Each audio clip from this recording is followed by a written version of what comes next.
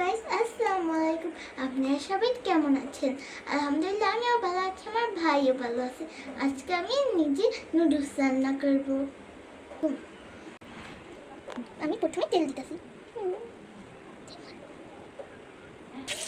পেঁয়াজ আর কাঁচামরিচ দিতে গিয়ে আমি অনেক ভয় পেয়েছি।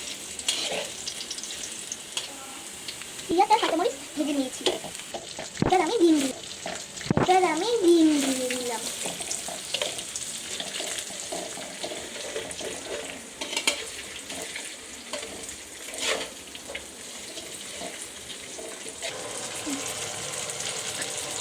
ডিমটা ভেজে নিয়েছি। এবার আমি নুডলসগুলো দিয়ে দিব। এটা আমি মশলাগুলো দিয়ে নিচ্ছি।